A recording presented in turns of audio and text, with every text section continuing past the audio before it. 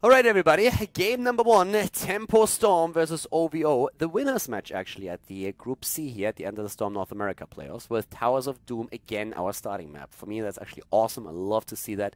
Zeratul apparently banned out. Keep in mind heroes that are extremely strong here is of course also like a Falstad. Zul is oftentimes banned out, Falstad is very powerful here too, and Zul is banned, so we could see that Falstad as an early lockdown. But there have been actually like a couple of heroes that the teams are prioritizing right now. Li Ming and also Greymane are very strong. It's nice poke that you get from Greymane, for example. In this case, damage is chosen. Sounds like they are going for Li Ming. The advantage that Falstad has over both is that he has the mobility on the map. And on maps like Cursed Hollow, that's of course an incredible advantage. On Towers of Doom, it's especially in the later stage of the game when we have triple altar setups. It's very powerful because you are so flexible in the way that you are approaching the objective. So TempoStorm, they might lock a Falstad down. I'm pretty sure that we're going to see Falstad at some point either picked or banned in this series. And TempoStorm, yes, they say right away, okay, listen guys, Falstad, that's ours. So if they pick Falstad, I mean, there's a couple of heroes that they have to really think about right now. They seem to go into a Thrall. Other options would have been a Muradin as an early lockdown. They could have gone into a Rhaegar, and there's also still that Greymane. And I believe that OVO is definitely going to... Personally, I believe they're going to go for a Muradin here. Muradin has been one of the heroes that a lot of the teams in North America have been trying to just like get early on. So Muradin would be a good frontliner already for them. And against Thrall, he isn't too shabby either. So if you get the Muradin at this point, you also would make sure that Tempo doesn't get him. And there he is. Muradin is going to be taken. And I feel for OVO, it would make sense to actually head into Rhaegar as well. If not, then I would probably even think about a ban on him. If they don't take Rhaegar, they can still head into damage. As we said before, I mean, Greymane would be an opportunity. Oftentimes when you see a Thrall on one side, you also have like another bruiser taken for the opponent's team, which in this case could be a Sonya. But so far we've seen a like a big focus on Rhaegar as one of the early healers, and that could be the pick for OVO right now. Zeratul ban. Oh! If they go into a Karazim, we might see a very melee-heavy setup here. And probably, if they really pick Karazim, it's probably going to result in a ban on Rhaegar. Okay, they switched it around, and I kind of like that. Karazim would have been a little bit of an odd pick this early in the draft. He's usually not valued that highly by North American teams. So if they would have gone into a Karazim, I would have assumed that they have some kind of like special draft where they maybe go full melee heavy and try to get a lot of value out of the level 16 talent, Circle of Life.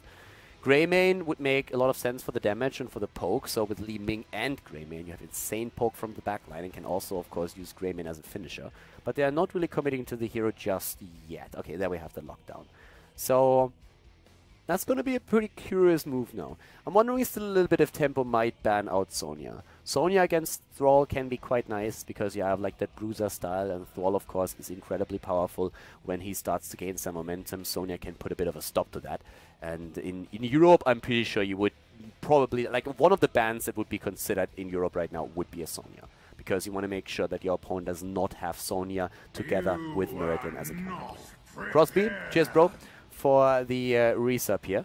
But we have a bit of a different setup. Tempo banning Rhaegar, already saying we don't want him, and that could bring us into even an Uther, for example. I like the Vikings ban. Vikings are great on this map, and I feel like Vikings on Towers of Doom are a bit underplayed in the US at this point. In Europe, most of the teams would go into early Viking bans here because they are amazing. Not only later in the game when you have the triple altar objective that I've been talking about, but also for the experience soak at the start. You just have a Viking on each lane, and when the altar appears, you just suddenly start moving in. You delay as much as you can, you get the advantage in experience, and that helps you in the later stages to completely dominate the game. So I really like that we have OVO banning the Vikings in this case now. That is something that has been missing a little bit in the last few games that we've seen on this map. And TempoStorm decide to go into Morales. So they have Morales, which need to be very careful of Greymane, who can of course go in for the finisher. With Morales already set, Thrall is going to be in a very solid spot here. And Lunara is... ooh, that's dirty. I mean, Falstad, Lunara and Thrall, that stim drone is going to get a lot of value. We could see with that, Karazim is being chosen for the heals, but at this point I don't mind that anymore, and Uther would be completely outmatched by that Lunara, Thrall, Falstad combo for damage, because he can only heal a single target. Yeah, Veil Flight helps you a little bit, but if you have a Karazim, he has like more area heal, and that is just incredibly powerful. We've seen teams go to the extent that they would go for a second one. down. And oh, and Stitches for OVO. That is actually like a combo, first of all, that can work very well because you are threatening Morales and you are threatening Lunara in particular. But also, we've seen a lot of teams focus on a Lunara plus Stitches combo. So what they do right now, they actually pick Stitches away from Lunara. So it's not going to be that hook into like burst damage and then also that slow, which can be quite nice. So in this case, it's a really sweet setup that OVO has overall, but I kind of like what TempoStorm is doing here. The Johanna as the solo frontliner is very strong, and with Thrall together, they should be able to create the space that Lunara needs with Falstad. Morales has to, of course, be on point with the heals, but especially with that Stim Drone later, this is going to be very dirty. In theory, you could see a Medivac on this map as well, I suppose, but Stim Drone on Lunara is pretty sick, and on Falstad, of course, as well. But I like the setup. This is a pretty cool draft, cool heroes that we have. Morales once again in action, but she has to be very careful with the positioning here, especially against Stitches. Yes, you can go for cleanse, but you can't cleanse yourself, so that's a problem. Towers of Doom, map number 1. TempoStorm going up against OVO here in the winners match. Group C at the North America End of the Storm playoffs. Guys, let's just jump into game number 1. Game number 1, ladies and gentlemen, we have TempoStorm. TempoStorm going up against OVO in this series here. So this is actually going to be a pretty fun setup. First of all, we're having to the left side the blue team here in Towers of Doom with Srey on Johanna. We have a Soldier on Falstad, 6 on Morales, KO on Lunara, and Goku on Thrall. Over 9,000 for sure. To the right side of the map, it is the Oculus for OVO playing Muradin. We have Stitches played by Wilted, Insomnia on Liming, Trap Queen on Karazem, and Giletto is currently playing Greymane. So TempoStorm could qualify immediately for the next round of the tournament, the round of 8 if they take this one. We are seeing at this point when it comes to like talent, like one of the things that I actually find pretty cool is that we're having right now Morales again in play. She's a bit more popular on the European, on the North American server than she is on the European server, and it's always like fun if you have a Morales in play. At this case, we're having in terms of talent still pretty normal talents taken, maybe with the exception of the prolonged safeguard, where oftentimes Trauma Trigger is like the option that they go for. So it's one of the things that we could definitely see here in other games, but here it's the prolonged safeguard, which is always sweet. By the way, talking about Falstad, his build of course has a little bit changed, or you have an alternative build now, but in this case we're having it old school style with the auto attack. Goku is in a bit of trouble down here. So in this case that hook was real, but we have the complete rotation with 4 heroes from the middle to the top. Srey is trying to interrupt that though. We have on level 1 for Stitches, hungry for more. We're seeing Power Hungry now also taken. And everybody else is starting to just like try and look for an opportunity. The one important thing to note on this map is that actually in the early game the altars are really not too important yet. If you get the chance to soak experience instead, then oftentimes it's even better to go for it. At least when you're playing in a coordinated game like in competitive, because you will be able to carry a slight advantage into the later stages of the game, which will help you when these multiple tower or multiple altar objectives are spawning on the map. But it always depends a bit on how your opponent, of course, plays it. That's one of the reasons why the Vikings in particular can be so strong on this map, and it's also why the Vikings were banned out now. For the time being, though, we have a slight leading experience already on the side of TempoStorm. Really well done, actually. It's something that is easy to catch up with, but still, the bot lane is going to be attacked once that level 4 talent is going to be hit. Insomnia's actually is forced down. He can't soak that wave.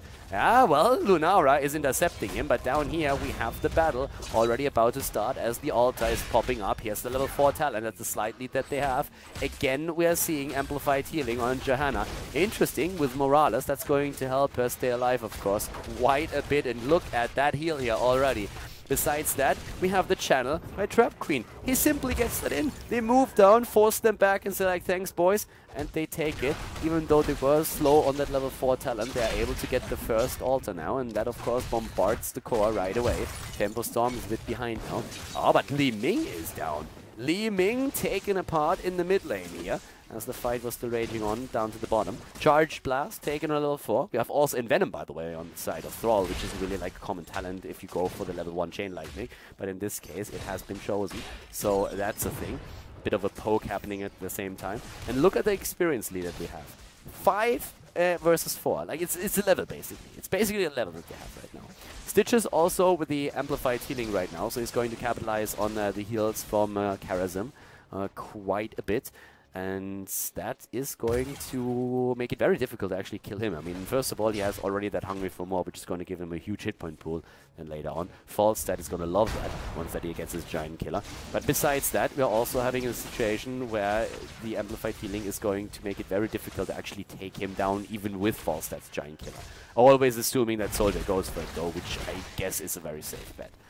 But besides this, we are seeing again Stitches just waiting for the hooks. And it's one of the big things that you have to, of course, try and do if you have a Stitches in there. First of all, when we have the 5 versus 5 later on, Stitches hook could be met also with the Stormbolt from Muradin to lock the target down, and then Greyman can jump in and really try and burst. But for now, it's Muradin still at the top lane. And Falstad is going to fly down here, or is going to like make that rotation very late. We're having the altars up at the top, and that's 2 of them. Falstad now with a secret weapon after the power throw. And we are seeing the Splintered Spear. Alright, not really the talent you see too often. I mean, most of the time it's, of course, that Nature's Culling that we see quite a bit. But for now, it's still that fight over the altars up at the top lane. And level 7 talents, again, much earlier for TempoStorm, and that's a great start for them into this fight. The Oculus has to jump away here, gets healed by that healing ward as well, but that is a very annoying situation right now. Already, we're seeing that Splintered Spear coming into play, by the way. So that's already very annoying, having that bit of AoE there. Ah, the jump again on the Oculus. So Wilted is also now dropping really low. Gets healed, but we are seeing, like, this should definitely be the fight on the side of TempoStorm. I mean, look how low everybody is already. Lunara is doing what she does best. She is incredibly annoying. Lunara is actually like one of these. I mean, there were always a few heroes that could be really super annoying against you, and for the longest time it was just like everybody that had damage over time in poke, and Lunara in this case is just like taking that part. Ah, nice move against Goku. No Stormbolt just yet. Muradin is a bit late. Wilted is low, and these two tanks never really working in synergy together, at least not just yet. But the altar has still not been given up, and they have a chance with the Piercing Bolt to now move in and maybe kill Stray. And if they get that kill, that would be great. The hook is missing though. Nice heals from 6. Morales is doing a very good job. The Love Doctor here, and well, we're having the channel, so it's again an altar for an altar. Or is it? Yeah, Falstad, there's something to say about that. Moved in, and Soldier is trying to put the pressure in from the side. The problem is he's split from the rest of the team, and that makes his position a bit weak. So he needs to be careful that nobody jumps on him, but he's always poking from a distance. He gets a lot of damage in there, nearly taking down Trap Queen, and they heal in the last moment, keeping them alive. But now it's time for Lunara to go in and go for the kill. Dropping Greymane, moving back. She was rather low, and 6 is running out of mana, so they had to retreat there, but they get the double altar. And that's now 36 points on the core against 32. Level 7 talents for both of the teams here in play, and of course in the last fight, another one that we've seen was the last bite here. A talent that you actually see a little bit more often on a map like, let's say, Infernal Shrines, where in those shrine battles it also applies to the minions that you can bite, so that can be pretty cool. But in this case they still went for it. Avong also, Camp's now taken on that. But the scary part in this game is really that looming level 10 on the horizon for TempoStorm. Oh, and Goku moving in with Soldier to steal the camp away. They go for the kill against Karis, and Goku has to move away. Jumps in once more since the safeguard is on him. Everybody low. Lunara had so much space right now. So much space created, and she's just poking. She's doing what Lunara does best. She's pissing people off. So at this point, it's going to be the Thornwood Mines for her. Mighty Gust, Blessed Shields, the Stim Drone, of course, and we're having the Sundering as well. Great talents taken, a magnificent lead now for TempoStorm, and they are at this point in full control of this game. Very well done. So right now, currently, Camp's taken. We have at the bot lane still a very dominant position for TempoStorm. They have full map control until we are seeing level 10 also dropping for OVO. But right now, it's really just like Serena's boys trying to do as much as they can with camps that they're claiming all over the place. The problem really is for OVO that we have now a double altar spawning once again, and they are still half a level away from level 10. So without that ability, it's very unlikely that they're going to get anything done down here. And both of these altars could end up in the hands of TempoStorm and drop another 8 points off the core from OVO. So that's a huge problem there now. We're having, in this case, on level 7, Echo of Heaven, by the way, taken for Karis, and no real reason to go into cleanse at this point. Already the channel by KO happening. Level 10 is finally there, but I don't think that it's going to matter, at least not for the mid altar. Mid altar already fired. The barrage has started, but at the bot lane, yes, the zoning is happening. They even isolate Stitches right now. He goes for the bite. Here comes the fight. No Stim Drone just yet. They could commit it. double altar has already been channeled. Here comes the disintegrate and trying to put that damage in, but still no stim. No stim being used. Yeah, not quite sure if they want to commit to that fight, apparently. So they're still holding a few of their heroic abilities back, only poking, not really committing to the fight yet. They have a nice lead in experience, and now it's time, of course, to like go back onto the lanes and try to improve on that even. No big surprises that we are seeing for OVO when it comes to talents. Once again, it is the palm that is going to be used here. We're seeing still a bit of an opportunity to fight down here, but a few of those heroes are already starting to get very low in mana, and especially Soldier, but he can of course fly in whenever he wants to. Keep in mind that Fawcett is really going to add all of that utility later on in the game when they finally have the chance to go for those triple altars, and Fawcett can see the heroes fly everywhere. When it comes to damage, I guess we should probably like highlight a bit on the numbers here. Lunara, of course, at this point with 28k, the top damage dealer in the game. And this is, by the way, possible because there's so much space created for her. Like, it's first of all, of course, the opportunity that Johanna and Thrall give her. They're just always pushing everybody away. So Lunara is never really threatened and can just focus on, like, poking. Lunara, like, trying to deal with the damage. If you put her under pressure, she has to hop away. And whoever runs away cannot really turn around and do much work. So in this case, it's really like the front line that is helping her to get all that damage in. Goku with a poke now. Soldier is there, eats the full missile damage from Insomnia. That always hurts a lot. And talking missiles, we have Charged Blast taken and the Seeker. So that's all the extra damage that he just ate. We're seeing still another altar now on the map, or in like 16 seconds. And guys, look at this experience again. That lead in EXP that TempoStorm established allows them again to go into the talent league. Just in time.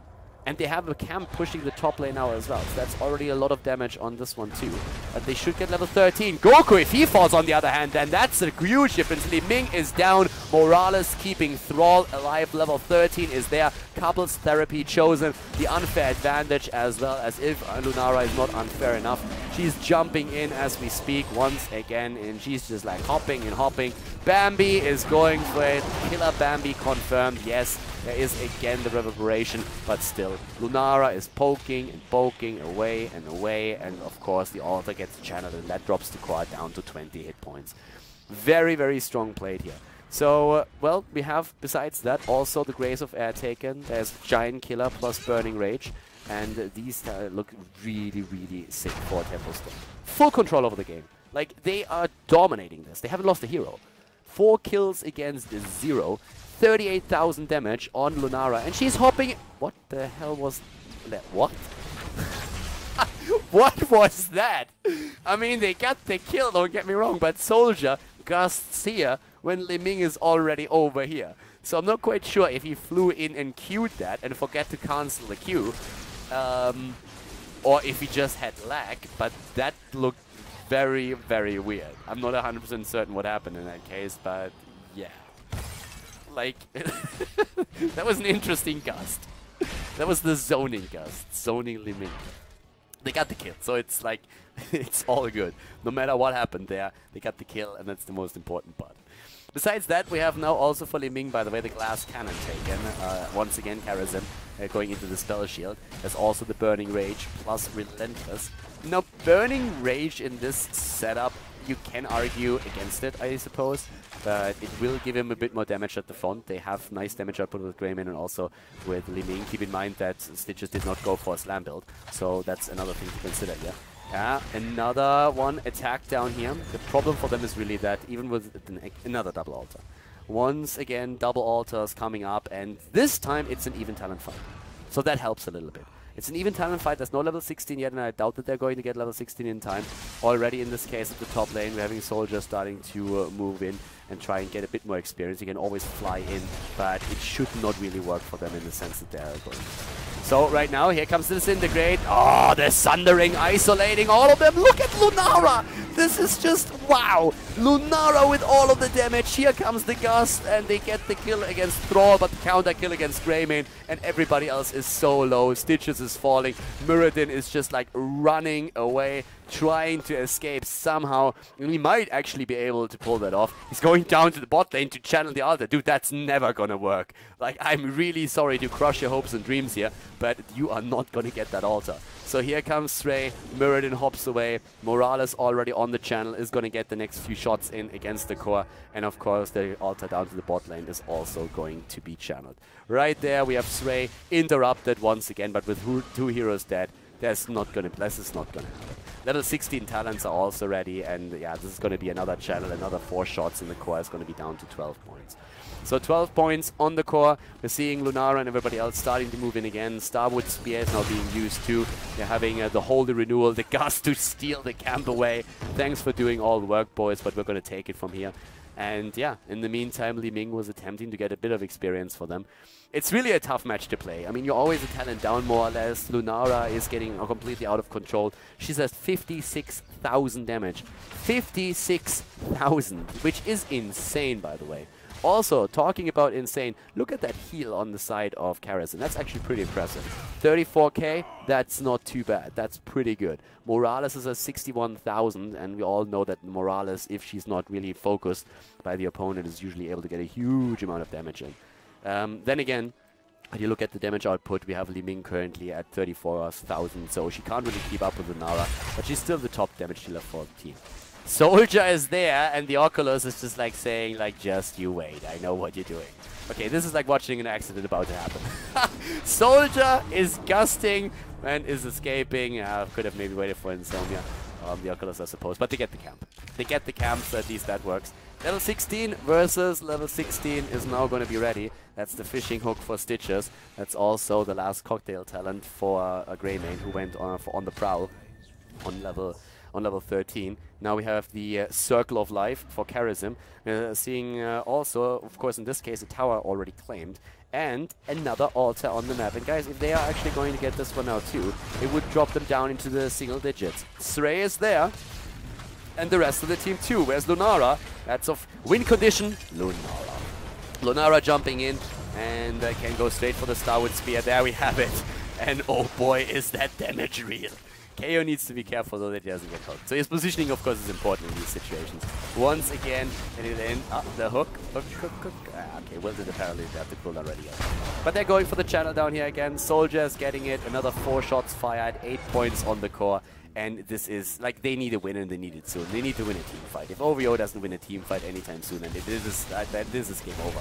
So maybe if they can burst Lunara away. Li Ming was close, but doesn't really make it happen. 6 with the heals. And comes once again the heal on Soldier as Thrall uses Sundering. They jump in. Putrid Bile has been used, but Lunara has quite a bit of poison herself. And the Oculus rushing away, but every single time they engage into a battle, it's just Lunara completely exploding with the damage, forcing them to retreat. In damage, we have 69,000 now on Lunara, 96,000 heals on Karazhan. I mean, he benefits a bit of that AoE poison damage, because he can just like heal all of that up. But it's pretty cool that they have now not only Lunara for damage, they have a finisher. This is one of the things that a lot of people oftentimes disregard a little bit. Lunara is amazing to drop targets low, but she's actually very bad at finishing them off. We've seen games where Lunara was one of the, was more or less the only damage dealer, got incredible numbers, but was never able to finish anyone off. And now she's down, and that's a chance. Morales is also dead. Is this the time when they can turn it around? Already Soldier rushing away. We have no altar on the map. Boss is up. Even if they get it, that's only going to be 4 points. Let's see what they can do with this. Maybe if OVO is starting to take altars, or if they start to take a few towers, they can go for an additional altar. Are they really going to go for boss here? They're starting to move to the top. They have the opportunity. Gust is not up. So 18 seconds until Gust is going to be ready. They can go for boss. They will take that, and that's 4 points on the core. They might be able to move in for another tower after that as well and burst that down. Top lane, for example, would be one of the things that they can use. Triple altar event. That's not too bad. So they can maybe make a play here, but by then we will see a 5 versus 5 again. They're not really moving in just yet against that tower, so they're completely willing to leave it in a 4 versus 4 or 4 versus 4 situation and start to move in for this one. Already we're having Johanna in position for one of the altars down to the bottom. Srey is there, it's just waiting. And keep in mind that level 20 is also just around the corner for the team. Nice! What don't you do in a competitive match? Yeah, you don't face check pushes. So they moved in with the Wisp, and they also like send the Wolf in. Already the channel happening. Interrupted, but Srey channeled the one over here. It's an even exchange, 4 shots against 4. The thing is, this one is going to decide the game. At least if the blue team takes it. It could be deciding it. Uh-oh! Oh, just barely! And again the damage. Here comes the hook against Morales. Morales stunned and on the run. trying to get away. Goku is moving in. Sundering is ready. He could use his Sundering if he wanted to. Falstad is flying in out too if they get this one. Here comes the Gust. They go for Stitches and they get the kill, and that might be the end of it. They're attempting to drop Muradin now too. Level 20 isn't there yet, but it does not matter. This is going to be the end of the game. Or is it? Disintegrate is being used. The Oculus, he drops, and this should definitely be a double kill, triple kill with the palm.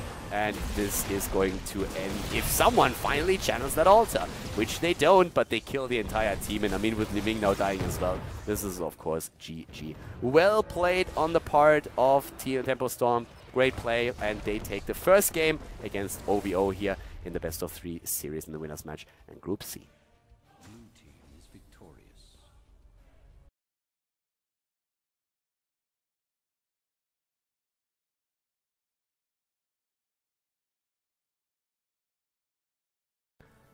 Game number 2, everybody. Battlefield of Eternity is going to be the map between TempoStorm and OVO. And Greymane banned out, and it looks like Zagara is going to be banned out by OVO. An interesting ban, considering that we have seen her a little bit less these days. I kind of expected still Zul to be banned out, but TempoStorm now has an opportunity to go straight into Zul. They chose a Li Ming. Okay, so they're basically just saying like, yeah, screw that Necromancer. We don't want to have that old bony guy. That old bony weirdo is not going to be taken by us. We want Li Ming, and they get her. So Li Ming is taken, and OVO, they take the chance and say like, all right, then we're going to lock him down immediately.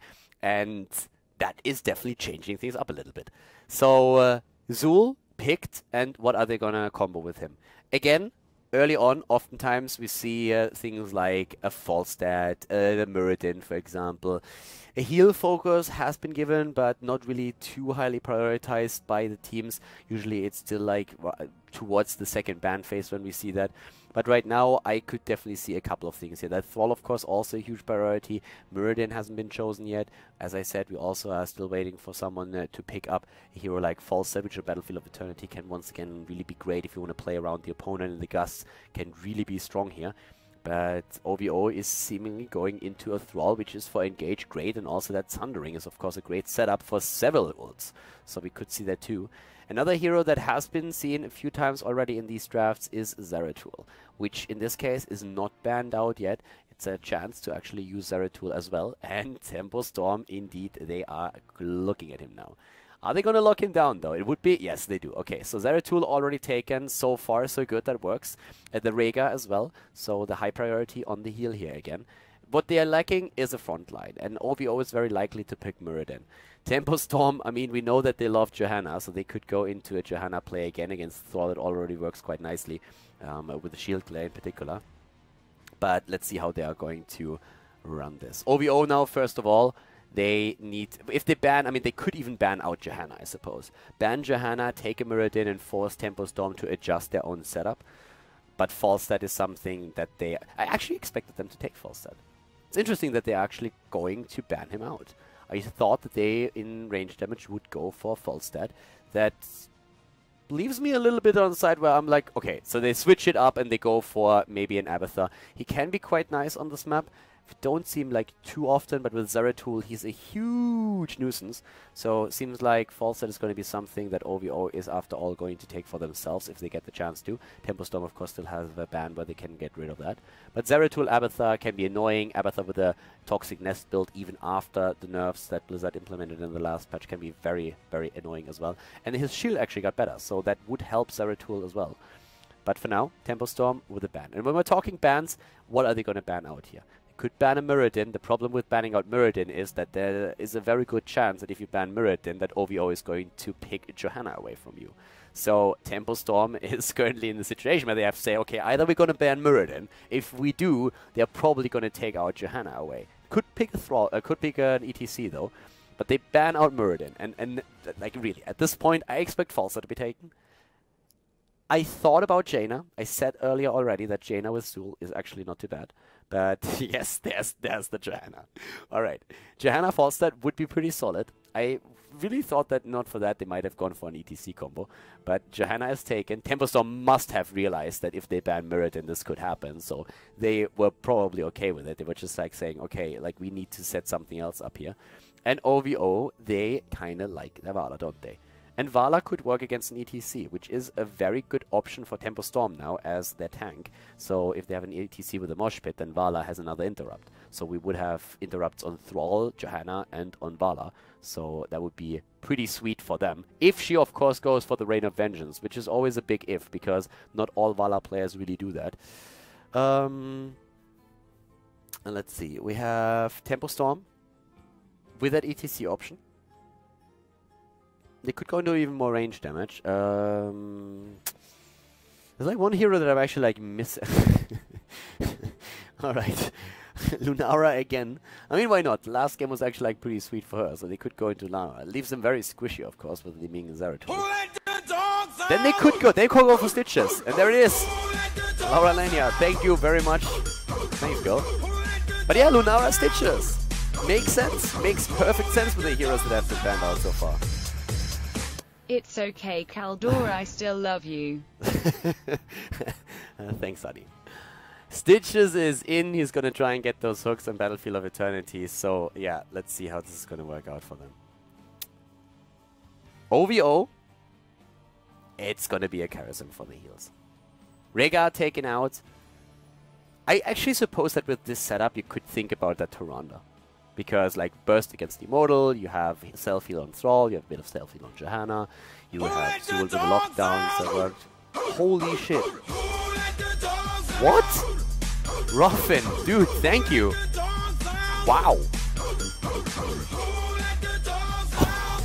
Okay, that's crazy. Dude, Khaldor, thanks so much, man. You're simply one of the best casters out there.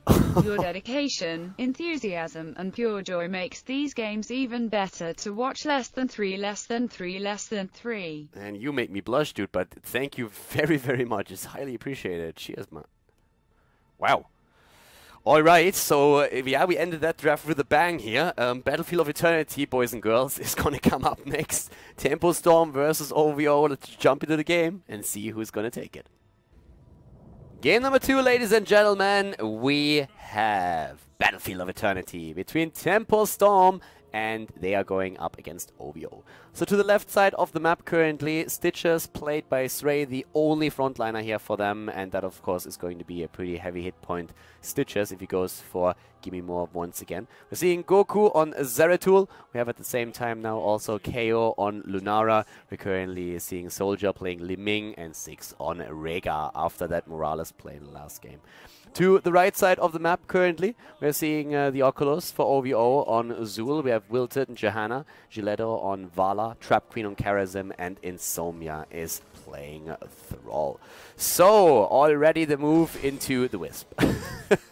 Yeah, well, that didn't really do anything. They were trying to go for a kill there.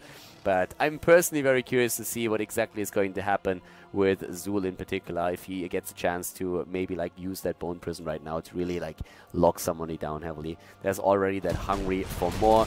We currently have at the same time Regeneration Master. We're having Cruel Spores, Force Armor taken, and the Electric Charge to help out Zeratul a little bit. And Zeratul here is trying to somehow stop them. That's never going to work. At the top lane, on the other hand, we have also a 4-man setup trying to drop these towers, and they are incredibly fast. I mean, these guys are starting to jump in and take everything on. So right now, Goku is already there, and, well, Trap Queen and... it's basically like 2 towers that everybody took down. Blizzard has, of course, tried to work against it a little bit with them, making sure that the towers now do more damage against heroes, but sometimes, especially on these big 2-lane maps, we're still seeing a setup where you're just like trying to burst faster than your opponent. We have, by the way, Vala going into the auto attack build. Of course, Blizzard has been emphasizing auto attacks a little bit more, now more damage on those, and also, of course, the trade has actually been a bit buffed for Vala, with Manticore as a level 4 talent also increased in damage. Every third hit does now 60% extra damage instead of the 50% that it had before. And that gives Vala players now an incentive to really go for that build, which is of course a little bit more risky than multi-shot, which at the same time got nerfed. Already the pokes over here, nice action at the bot lane actually. And up to the top, there's the root against Goku, the Oculus using the Scythe and making sure that he has also the pushing power in, thanks to siege damage. Both of the teams are going for the immediate attack. It's basically like defense. What's that? It's all about the offense. And they're going for the attack. And it is said that offense wins Immortal, but defense wins championships. Cover. So right now it's really just a bust. You know where the Immortal is spawning at the start, like you know exactly the rotation, top to the left, bottom to the right. So in this case, we're actually having them just like trying to race. And it's a very close race at that, like really close. Oh ho!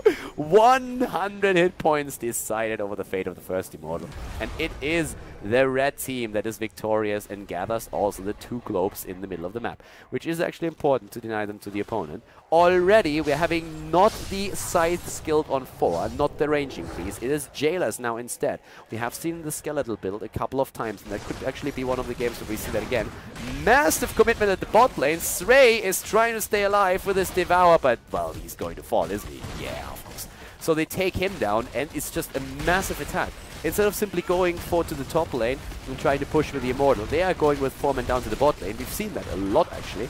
And they are starting to take a 4th down easily. Great lead here for OVO. They're really playing a nice game there. They haven't really taken down anything up at the top, but still, that 4 drop at the bot lane is totally making up for that. Master Warblade has been taken now on level 4 as well. So in this case, Zeratul not even bothering going into Warble Blaze, just saying, well, I'm going to get that extra damage on my auto attacks. Liming is currently hesitating a bit on the level 4 talent, but Vala picked Manticore right away. And we have even Eternal Retaliation now taken. That surprises me slightly. I mean, there are a lot of maps where Eternal Retaliation is an amazing talent. For example, Tomb of the Spider Queen, or depending on how you want to play it, you can still use that on, I suppose, Infernal Shrines, even though, of course, by now the minions don't, like the minions on the shrines don't get that extra damage from Nightic Spawn anymore. On this map here, it's a little bit weird to see it, because normally it's not really about the wave clear on a specific lane, but more about the Immortal fights that you have there. So you can, of course, like, clear those waves a little bit faster. But if you think about what you give up on Johanna, then it's a surprise. Laws of Hope are just amazing, and even if you go for the Amplified Healing, you get a lot of value out of this, especially, of course, since we are currently talking Johanna solo frontliner, disregarding Thrall as a bruiser-type assassin at the front of it. As expected, the level 4 talent here, the Ratmar's Blessing, to give Zul sustain in these fights. The level 7 talent is super important for them right now. And I would be really surprised if Thrain and his boys are really going to try and fight for this. The hook, they anticipated that, were waiting for it, didn't hit anybody here, and now the level 7 comes into play. And on level 7 we have not only Tenderizer for Stitches, who used on level 4 as Amplified Healing, but we have Nature's Culling again. And we've seen a lot of actually core pushes with that talent being incredibly successful. Liming decided in the end to go for Dominance and Seeker now on the level 7 talent. And for Charism, we have no cleanse against the hook, but instead he goes for the extra heals.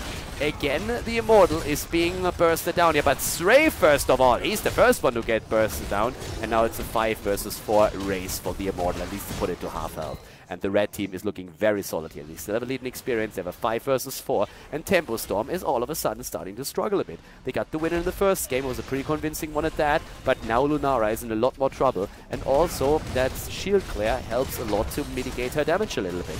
So right now, Immortal number 2 is going to end up in the hands of the red team as well. Easily at that, by the way. Stitches is finally going to make his way back in. Pimp Stitches, King Stitches is currently there, waiting for a hook. Already has his scepter and everything, is riding that Billy mount, which always sounds a little bit, or looks a little bit awkward on him. But we have now a very, very cool scenario for OVO.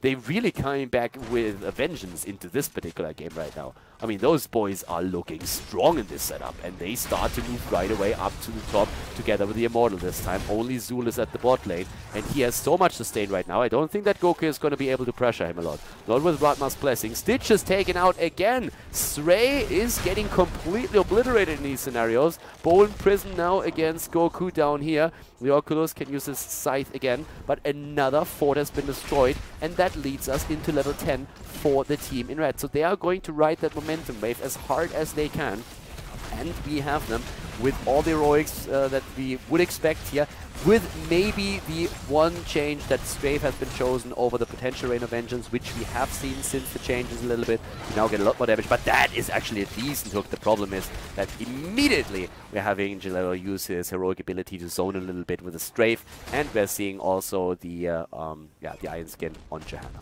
So right now, the setup for OVO is amazing. They are looking very strong here. They're playing a solid game. They have lost not a single hero. It's 3 kills against 0, and with them just like running the show at this point, it's very tricky for TempoStorm to make any plays. TempoStorm has to get level 10 first. And of course the level 10s are also going to help them with the setup, since we are seeing, especially on the side of Zeratul and the Void Prison, that can really be the one big play where they can start to make some work. And also, if you have Disintegrate and you get kills in and the resets, then you can just like get amazing amounts of damage out on Soldier. But overall, it's a very tricky scenario. And as I said, the blue team is in trouble and the red team is trying to capitalize on it. Here comes again. Oh, nearly the kill against KO. But the Bone Prison is locking it down a little bit too late. Good hook though, once again, against Zul, but able to escape here. Zeratul at the same time all the way up to the top. For good reason.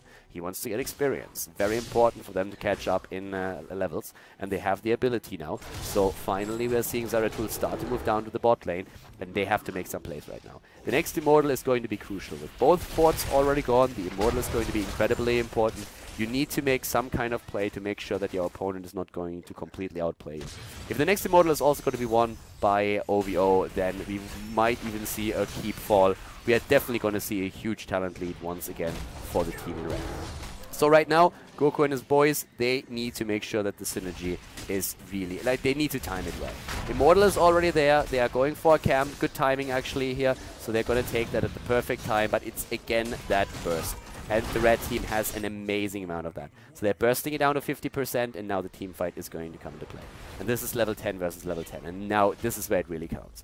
Do you have to land that hook? You have to do some damage already. There's the camp about to be taken. Oh, they actually seem to be abandoning that Immortal for quite some time. That's a long amount of time that they're actually not doing anything here. And KO can use that level 7 talent to really burst down that Immortal. This is looking a little bit better for them. Here comes that Ancestral Healing. Nice Poison Nova. Not hitting too much. 2 heroes hit the hook this time against Zul. Can they get the damage in? They're trying to go for the poke, but Soldier is missing. Bone Prison once more. And Stitches is falling. Yeah, the Oculus has been palmed, but not triggered. Here comes again KO. Insomnia's trying to follow it up, and they get the kill against Rhaegar. Rhaegar is down, and things are looking very grim. Zeratul is finishing off the Immortal, though. They lost the heroes, still not a single kill for them, but at least they have the Immortal. And Zeratul gets both of the globes for his Regeneration Master. They can defend against the camp that is moving in up at the top lane now. But still, the situation is grim for TempoStorm. It's very grim. And the Immortal, of course, I mean, like, they need to try and push with it, but there's already the Welcome Committee. They're already starting to take them down. Look at the damage right now on For Lunara, by the way. Compare that to what we've seen in the last game. It's really because she doesn't have that freedom anymore, and because also Johanna is starting to use that shield glare against her. 16,000 damage on the side of Vala. Overall, actually, like the top damage dealer on the side of Team OVO has still not nearly enough damage to match up with Li Ming. But still, the problem is really that Stitches, as the solely frontliner right now, is having huge amounts of trouble. He's getting locked down and just bursted away. And that is something that they might not have expected this way. Especially with Vala going for the auto-attack build. Once that she starts with the searing attacks, this is just really completely lights out. So a very tricky situation at this point for the team in blue. TempoStorm is struggling here. That's definitely certain. We have a push at the bot lane, starting to shape up again. The level 13 talent is very important, and again, Tempered Discipline has been taken here now as well. 3% heals is actually pretty decent if you have Searing attacks locked down too. Here's the Corpse Explosion, we have the Burning Rage now as well, and Zeratul moves in. Void Prison, that's what they have to wait for right now. Maybe get a good hook, get the Void Prison after that, go old school here, and then try and burst the damage in. Li Ming with a poke all the time, trying to get those Seeker missiles in. We're having also an adjustment with the Fists of Fury here, increasing the deadly reach duration. So normally you would see either, I mean, most of the time it's like Spell Shield or Relentless on this talent, unless you go for a damage build. Talking damage, Unfair Advantage and Glass Cannon have now been taken. Tidal Waves as well, that's going to help a lot. Stray, they're trying to lock him again. Here comes that attempted kill, but this time there's Li Ming immediately ready. Oh, nice damage against Johanna this time. Up to the top lane, Zeratul is currently looking at, Vala. Yeah, should probably not reveal himself this early. At least gets the Singularity Spike in to dish out some damage. Also with a wormhole, he can make some plays now. Zeratul still, of course, waiting for that Void Prison, the big one that they could use to maybe like finish this. Already having the burst down here at the bottom. Chaos getting a solid amount of damage in, but we still have the red team with a huge amount of burst. But at least now with Lunara having unfair advantage, with like all the talents that they currently have, they are able to get that damage in even a bit faster. So the blue team is actually doing a lot better here right now when it comes to the objective. Oh ho ho! Srey! Srey is in trouble! Bone Prison is there, Putrid-Ball already used, goes for the Devour, and they go for the Void Prison, so they try to just simply burst. They try to burst, there comes the hook against Vala, putting pressure on her. It's another Immortal that they win. And this time, they have actually no chance to, yeah, they didn't get a kill. The red team didn't get a kill, so there's no advantage for them, so we actually see the objective coming in, so that's going to be an important one. So let's see how that's going to work out for them here with it. The one thing that I want to highlight again, by the way, we've been talking about the talents a little bit, but I still want to point out that with the heal talent taking a level 13, that also means that in regard, like, the Thrall still took it. Thrall still took Giant Killer, but we have no Giant Killer for Vala. So they could have tried to go for even more burst against Stitches, who's of course already being bursted down in every single fight. But if you want to even increase that against such a hit point heavy hero, they could have tried to go for a simple move here with Giant Killer on Vala as well. It's a bit of a surprise, I want to say. At the same time, we have seen her a couple of times on solo lanes, so I suppose it was really so that she's able to fight against a hero like Zeratul when he jumps in and tries to take her on solo. That's like the only explanation that I can really come up with. Like initially, I really thought it would be a Giant Killer to make sure that Srey is just bursted down whenever he just shows himself. Like whack at Stitches, basically. He pops up and just like drop him. So the only thing that how they could have kept him alive would have been the potential move into an Ancestral, but then you bait that out too. The hook attempt here by Srey, the 16 talent is now ready. We still have inexperience elite for Team oVo. They're really doing a great job here. Still 0 kills, by the way, for TempoStorm. TempoStorm hasn't gotten a single kill yet. And with the level 16 talent, Vala has now also Blood for Blood. The hook missing again, but we have amplified damage. Oh my god, like Stitches is gonna have a really bad day here. Like Stitches is not gonna have any fun whatsoever. Void Prison can be used. Well, there's the poke, they have the camps. Goku is waiting for a chance to jump in, but just look at Stitches. Srey is eating so much damage the entire time. Here comes Zeratul, goes for Vala, jumps out once again. They're trying to go for the poke with Liming. Ancestral Healing had to be used. They go for Zul. Vala. Oh my god, Lunara! But the Void Prison is there, and the poison damage went out. Here comes the damage, potentially again. No, Goku is falling. Goku is down, but they get the kill against Johanna at least. Srey is surviving, but boy, that was close. Especially Lunara all of a sudden just spiked in damage. Like, she went in and went ham on them. So at this point, it's in damage, 45,000 still for Li Ming. Lunara, 27k. Look at Vala, by the way. 40,000 for her. Not too bad, girl. You go, girl. You go, you get them. Level 16 at this point, and the fishing hook for Stitches. Stitches again with the hook attempts here. Also, in this case, again the bursts for the Immortals. Up at the top lane, we're seeing a huge amount of damage now, but still we have one hero missing, and that's Zeratul. And he's of course pretty solid for these situations as well, so we need to be careful here.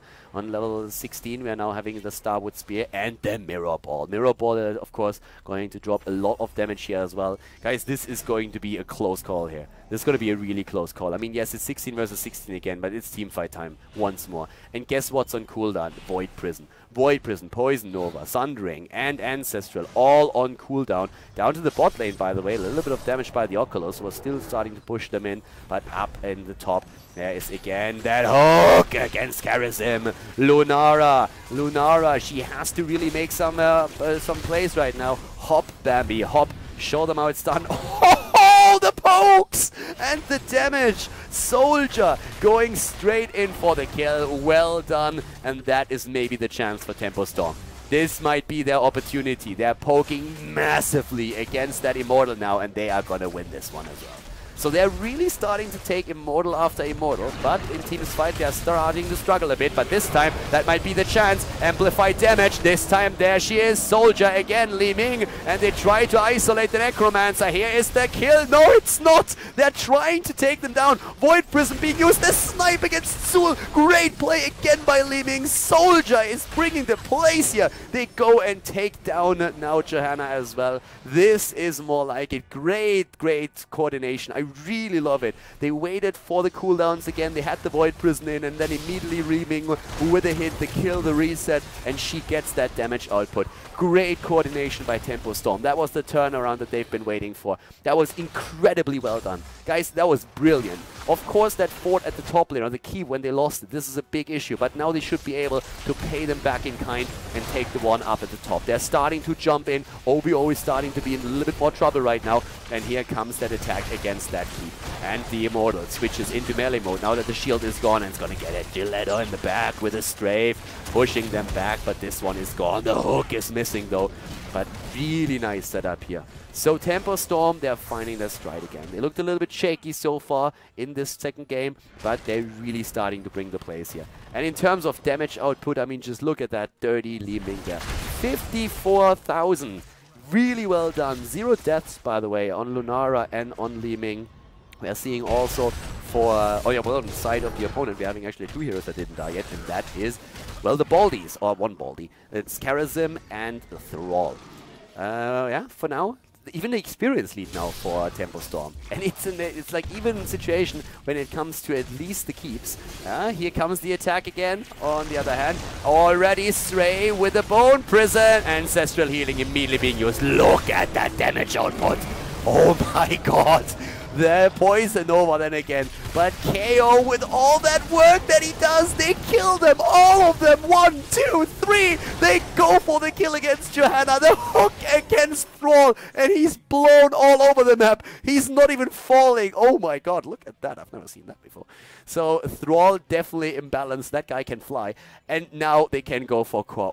What a team fight there at the end. Really, these damage bursts on Lunara together with great Void Prisons on the side of Goku, and then Li Ming finishing up the rest. That's what they needed here. After a great game and oVo being in the lead for a long, long time, TempoStorm, they turn it around, they make the 2-0 reality, and they will advance to the round of 8 of the End of the Storm North America playoffs. GG, well played, and congratulations to TempoStorm. Great performance here in this best of 3 series. And that is it, everybody. GG and well played. The game's over, and therefore also the video for today here on Khaldor TV. We had another great Heroes of the Storm match, and I hope that you enjoyed it. Also hope that you enjoyed the commentary, of course. So thank you very much for tuning in today. If you enjoyed the video, make sure that you give it a thumbs up on YouTube. And of course, if you haven't subscribed to Khaldor TV yet, you should definitely hit that sub button as well. If you have some friends that like Heroes of the Storm, then definitely make sure that you show them the channel and also the video. There's a lot more where that came from. We're going to have like continuous content throughout the next few weeks with more Heroes of the Storm matches played, not only on the European server, but also on the North American server, in tournaments, in leagues, and more than that. So guys, once again, thank you very much for tuning in today. I hope that you had some fun. It was a pleasure casting for you, and I'm going to see you next time with even more videos here on the channel. So have a great day, and see you soon. Bye-bye.